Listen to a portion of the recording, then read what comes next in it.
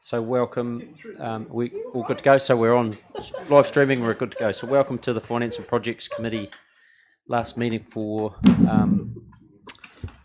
2023. I'd firstly like to apologise for Michael's outfit. It's very big in the photo. That's very good. It's very cheerful. Christmas-like. I'll have no doubt some complaints on the Bluff Community Board because he didn't turn up last night at the meeting like that. So anyway, welcome to members that are watching, public that are watching online. We are going to make a slight change to the agenda, and we're lucky to have Shami with us from Great South. So we actually go to agenda item 5, and we'll bring B, the quarterly report, in first.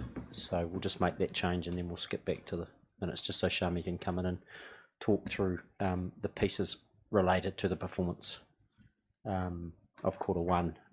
So yeah, if you want to come up, Shami. So yeah, so I'll take apologies first. So I think we've got apologies from Mayor Clark and Trish, although she's not a member of the committee. So can I have someone move and second? Thanks, Leslie. Thanks, Rhea. All those in favour? Aye. Okay. Is there any declaration of interest related to this meeting? No, that's noted.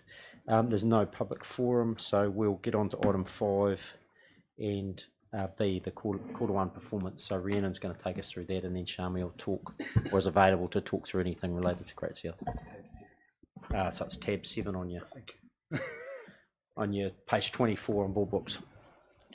Thank you, Chair. Kia ora, councillors. So this is the quarter 1 performance report. Just due to the timing of this Finance and Projects Committee meeting, it is now about 2 months actually since the end of quarter 1, but this report deals specifically with July, August and September. So firstly, the non-financial performance. We are tracking well against comparably where we were at last financial year. There's some good service level performance across some of the key areas of council. The core services continue to be delivered well, and we're continuing to see that visitor number rebound that we were seeing in the last quarter of the last financial year post the COVID updates. The areas where we're indicating we're unlikely to achieve performance are primarily in the satisfaction areas, where the resident survey is showing that while it's still possible we may radically turn around in the next 3 quarters, it's unlikely. And so I will just pass to Patricia if there is anything she specifically wants to draw attention to in the area of financial performance before handing to Chami. Thank you. Yep. Speak on behalf of Great South. Sorry, before I hand to you, Patricia, I'll just note one error in the actual performance report itself, in the section of Great South where it's reporting against that last indicator. That is incorrectly noted as not achieved for last year. That is a typo. It should say achieved. What page are you on there? I'll just find that page for you, Chair, while Patricia is speaking to the financial performance. So, as you all know, the first quarter is always the hardest quarter to get whether it's a feel for the full year. So at the end of September, the excluding depreciation, we had a surplus of 4 million. So that was 2.6 million better than forecast. But as we start going through the year, we're expecting that to drop as we have expenditure will increase. This is principally because the expenditure really hasn't wrapped up in that first quarter, and we're expecting that in the last 3 quarters that will catch that up. And that's perhaps all I was going to draw attention to within that, because we've got a slightly updated version coming through in the next paper. Okay, thank you. And then 87, I think, is the board books. Page 89 of board books is where the error is. Right. Yep. 89. Okay. Righto. Shami, do you want to sort of? Kia ora. Thank you for having me, and through you, Chair, appreciate the opportunity to speak on behalf of Great South's performance. I am happy to take any questions. But just as a general overview, quarter 1 has been a pretty standard business as usual. most of our targets seem to be, we'll be on target to achieve those KPIs. I would only, draw your attention to the regional business development growth initiatives.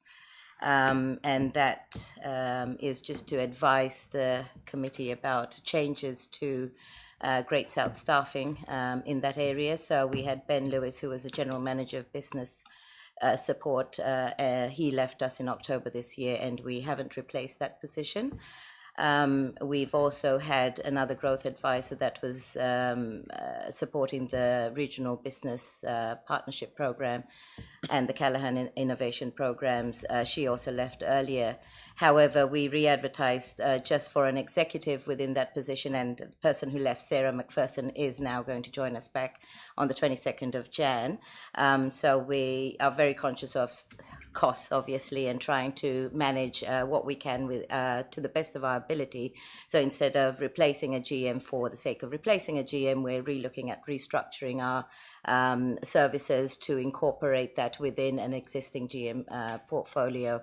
In the new year, when the new person comes, when Sarah comes back, we will restructure that to ensure that we meet the contractual obligations to MB for RBP program and Callaghan Innovations, but also spearhead a little bit, a lot more to catch up on some of the business engagements we have lost over this last quarter too. So we're confident that we will still hit those targets. I'd also like to draw your attention to the fact that Great South no longer manages the Business Mentors New Zealand program, but given that this is in the LTP, we can't make any changes to that. So that is a KPI that we are not going to be able to achieve. In addition to that, I think we're on track, really. Okay, thank you. But happy to take any questions. Yeah, great. Okay, thank you. Are there any questions? Ria, then Ring. Thank you, Shami. I'm just wondering, when you say Great South's no longer managing the Business Mentors NZ program in Southland, could you, what's the reason for that? Was it simply a contractual delivery? It was a national decision to take it away from any of the EDAs or any other agencies that were delivering it on behalf. So Business Mentors themselves are delivering that program now across New Zealand. Okay, thank you. Okay, thank you. Ring. Thanks, Chair. Look, I think Invercargill is experiencing, and as with the rest of New Zealand, influx of international visitors, plus more people are travelling in New Zealand. Now, I've been contacted by both hotel, motel, cafe owners, either when I'm there or on the phone, and the most common question they're getting is, where is our visitor centre? Now, is that something that is in Great South's domain, or is that something you believe council should do? Because obviously they have to say no. We don't know where it is. There isn't one. No, there isn't one. So I just want to establish, if I need to move this forward, is it Great South that I come knocking at your door, or? So just to query that, is that what previously was that situated at the museum you're talking about? No, not at all. So not Was at the museum and then in Wapna Place? Yeah, it was. So is it called the visitor centre? Or is it come under that? Eyesight. Eyesight. But eyesight is a branding. So, It is. Yeah. Yeah. It is, So, but a visitor centre. Let's call it a visitor centre at the moment, without getting into branding. Yeah. That is a deliverable that we said we'll look at a feasibility study for you, which is being undertaken at the moment. So currently, Visitor Information New Zealand is the company that holds the eyesight branding, and they restructured how visitor centres should be operational, and they've placed a lot of emphasis on how to present to an international clientele, obviously. With that, though, there is a significant investment. So they've categorized eyesights as into two different categories, Category 1 and Category 2, for the sake of this conversation. We'll just leave it at that. Sorry, I think they just identified us in those two levels. So Category 1 is a fully branded facility which costs, so they, our VIN is willing to put up $200,000, providing that the RTO or whatever business is going to take on that visitor centre puts on an equal amount of money. So essentially for $400,000, they'll fit out a facility.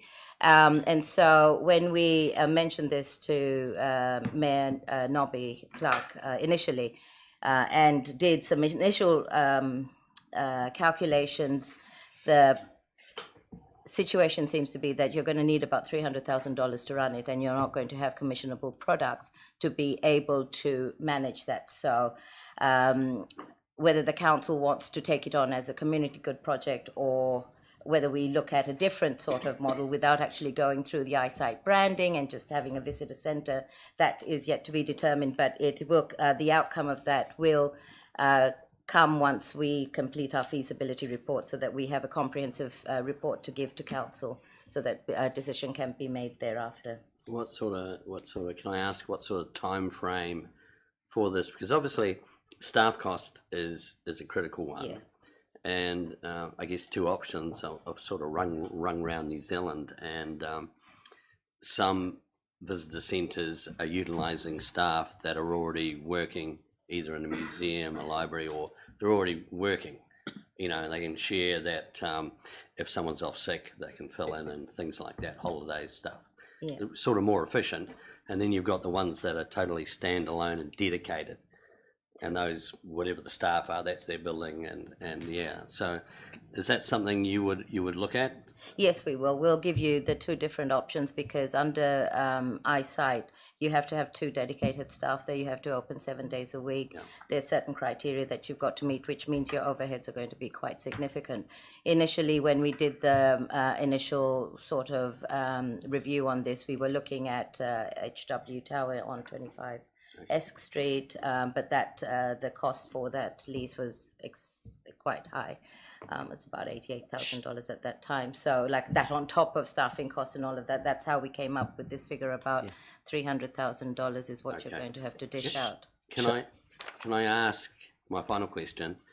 Have you approached any of the people who are involved in designing the new museum, that may be an alternative location? Yeah, I Yes, can we pick that up. Yeah, we've had a bit of work through that. You have. Through the council. They've worked through it. I think, Right. and maybe my thought is, Shami, just around, like, because clearly tourism's rebuilding, and I note the report, I think Real Journeys, or Great South circulated through, it was a Real Journeys report, I think, recently. We talked about how they're expecting the big uplift in visitors to Stewart Island, came through in the last month. Yeah.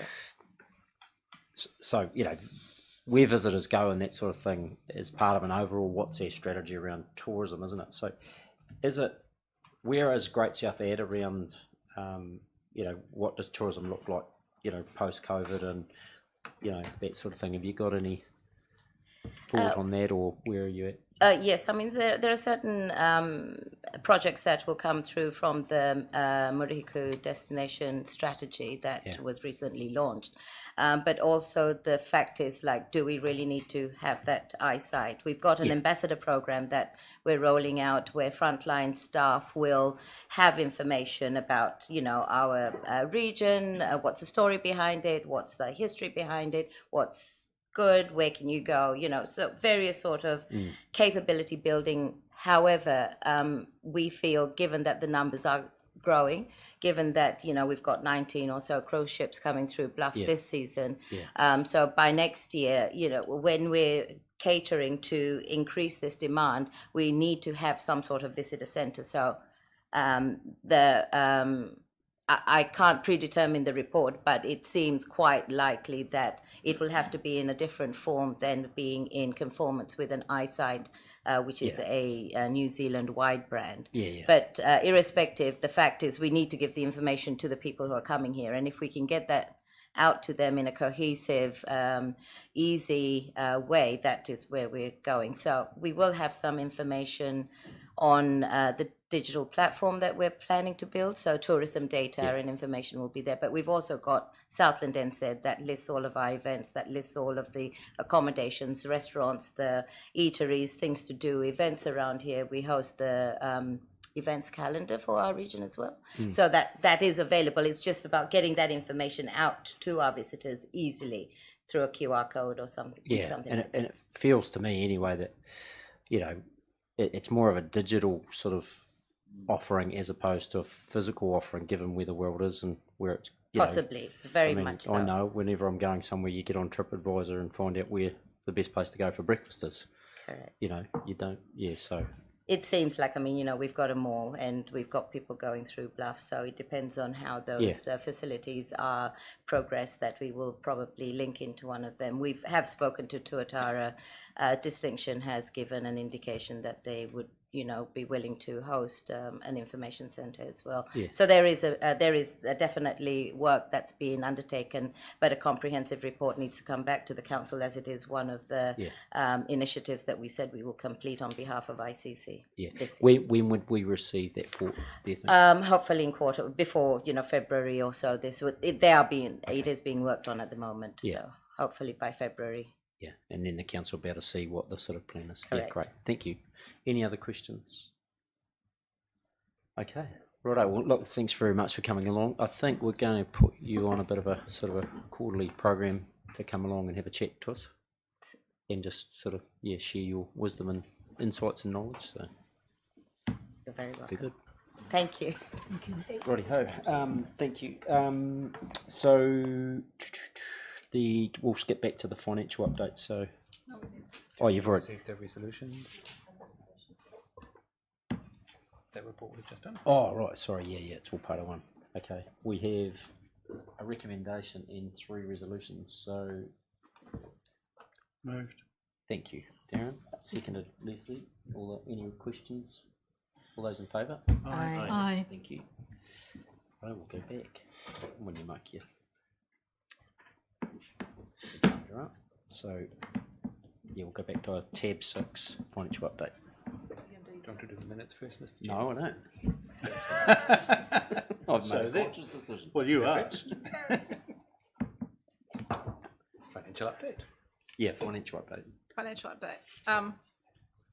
So this gives a financial update. So it's the standard financial update paper, but as I mentioned in the quarterly performance one, we've actually given some high-level financials through to the Treasury and net debt through to 30 November, and I think the financials were through to October. So it just gives an update of where we are at. Net debt is continuing to track as we'd expect. We are still seeing that as interest rates increase, but we're the debt that is rolling off is debt that's been high as well. So we've got a short-term program there. And if I'm prepared to take any questions.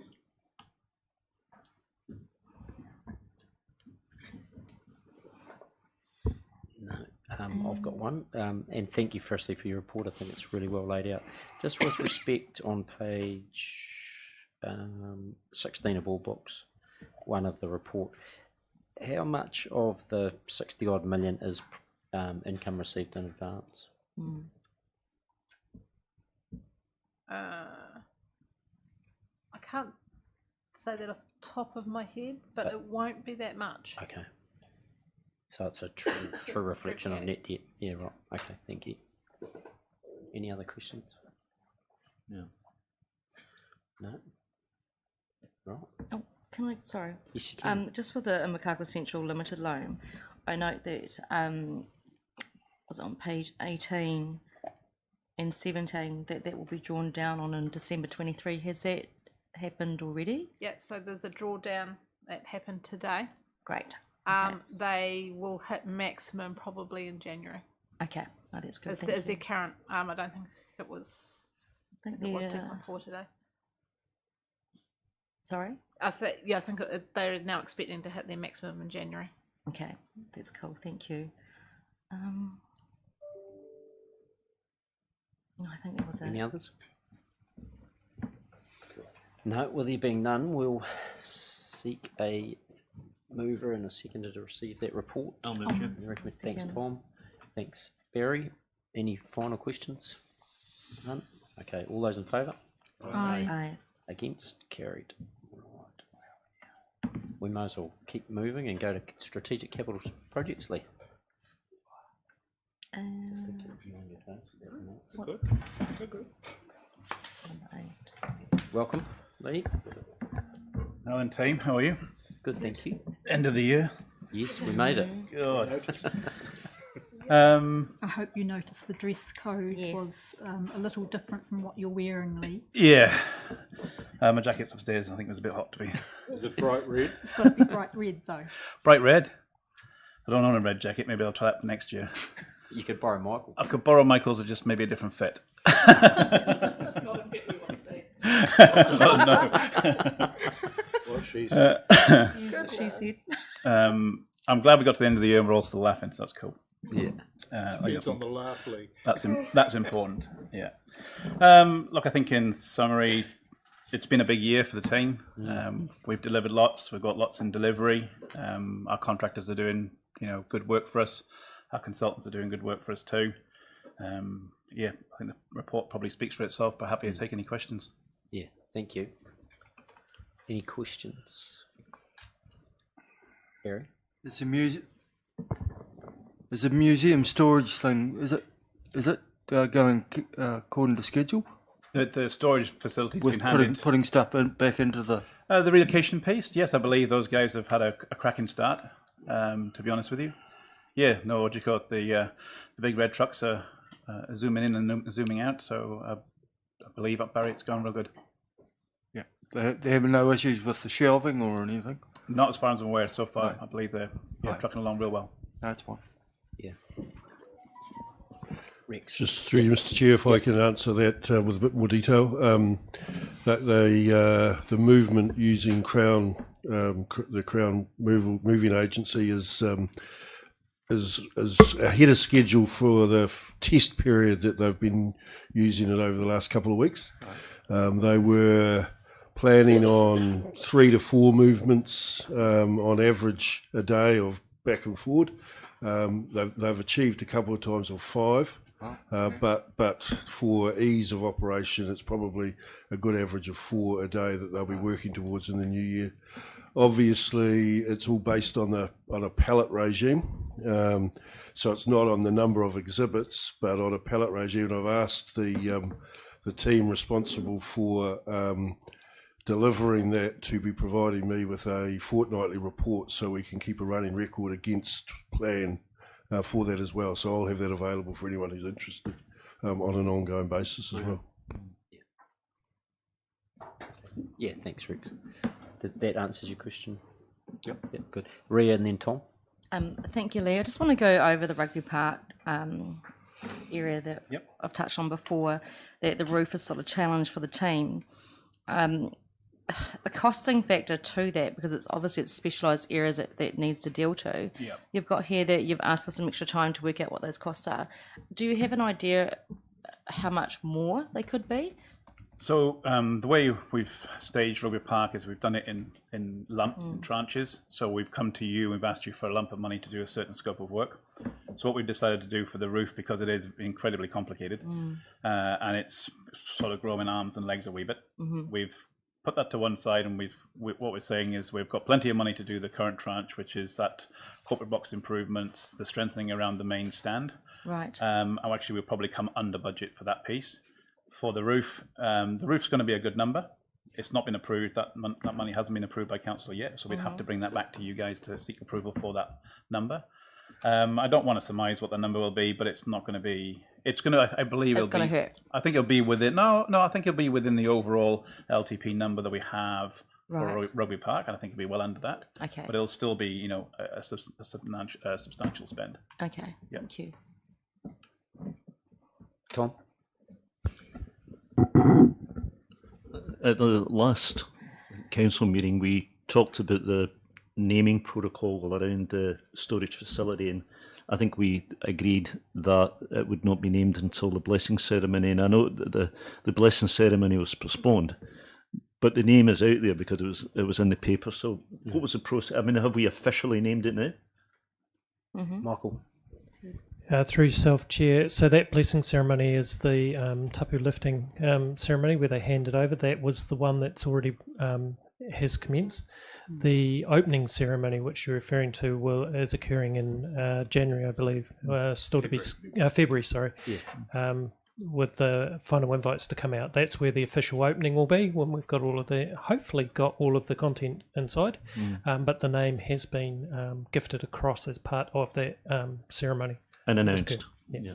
Yeah, so I think the process was that it had to be blessed, named, and then the move-in started, didn't it? And so that's what's happened. That and is then, correct.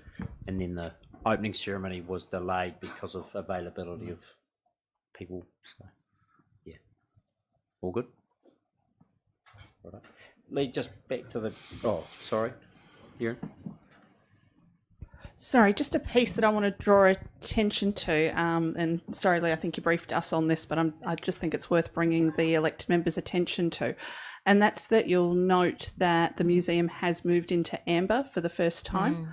I just think that it's just worthwhile us noting that although we still have some float in the program, that project is just one that we need to keep a close eye on to make sure that we keep it tracking and are able to achieve that 1225 program. There is sufficient float at the moment, but we're having to work hard to keep it moving. Yeah, and that's largely due to design, isn't it? Yep. That's Well, right. but it's sort of a detailed design, is it? Yes, the current design stage is a bit behind. Yeah. And they are being pushed pretty hard. Yeah. And it is probably giving us our first real want or need to put that to amber. Yeah. And just keep a very, very close brief on that. I mean, it's literally daily check-ins now with that team. Yeah. Yep. Yeah. And yeah, thanks for your efforts on keeping that Yeah. project running, Lee. I know you've been putting a fair bit of oil on wheels. Yep, definitely. Any further questions? No. So yeah, just comment around. I think it has been a really big year.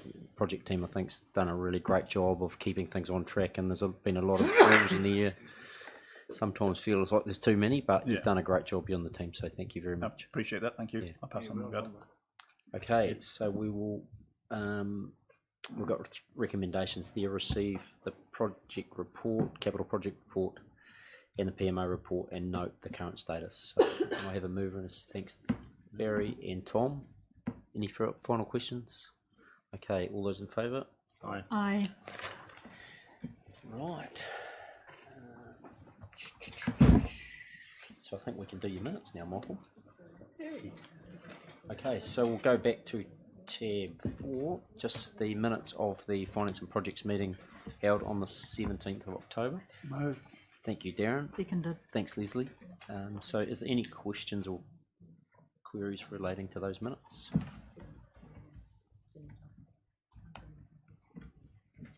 No? Okay. They've been moved. All those in favour? Aye. Aye. Against? Carried. Righto. Minutes of the extraordinary Finance and Project committee meeting held on the 14th of November. Move those. Thank you. Thanks, Darren. Any questions or queries? Okay, there being none. All those in favour? Aye. Against? Carried. Right. Excluded. Yes. So we want to move now to public excluded. Move. So thank you, Barry. And seconder, thanks, Tom. Okay. The reasons for a public exclusion are listed.